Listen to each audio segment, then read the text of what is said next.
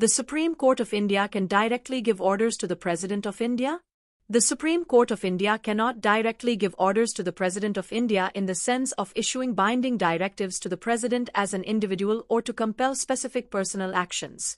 However, the Supreme Court can issue orders or judgments that affect the functioning of the office of the President or the government, including the executive actions taken under the President's authority, subject to the legal and constitutional framework. The position is governed by the Constitution of India and judicial precedents. Legal and constitutional position. 1. Separation of powers. The Indian Constitution establishes a separation of powers among the legislature, executive, and judiciary. The President is the head of the executive, Article 53, while the Supreme Court is the highest judicial body, Article 124. This separation implies that the judiciary cannot ordinarily interfere with the discretionary powers of the President or issue direct commands to the President. 2.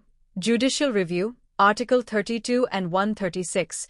The Supreme Court has the power of judicial review under Article 32, enforcement of fundamental rights, and Article 136, special leave to appeal. It can review the constitutionality of any executive action, including those taken by the President or on the President's behalf, example ordinances, assent to bills. If an action is found unconstitutional or illegal, the court can strike it down or issue directives to the government to rectify it. 3. Advisory jurisdiction, Article 143. Under Article 143, the President can seek the Supreme Court's opinion on legal or constitutional matters of public importance. However, this is advisory and not binding, and the court cannot initiate such a process or order the President to act on its advice. 4. Executive actions. Most of the President's functions are performed on the aid and advice of the Council of Ministers, Article 74. The Supreme Court can issue orders to the government or its officials to comply with the law, which indirectly impacts the President's role as a formal head.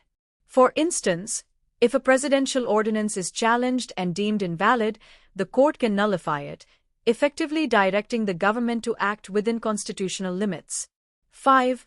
Limits on judicial orders. The Supreme Court cannot order the President to exercise discretionary powers, example appointing the Prime Minister or granting pardons under Article 72, or to act against the Constitution.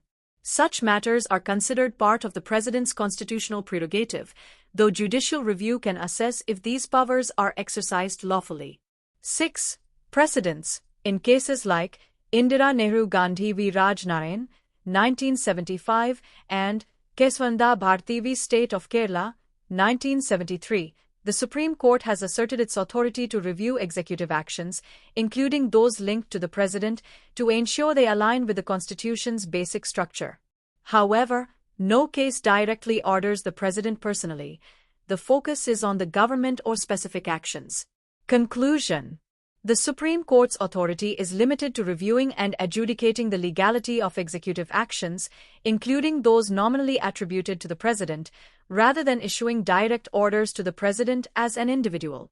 The constitutional position respects the President's role as a constitutional head while empowering the judiciary to safeguard the rule of law, ensuring a balance between the branches of government.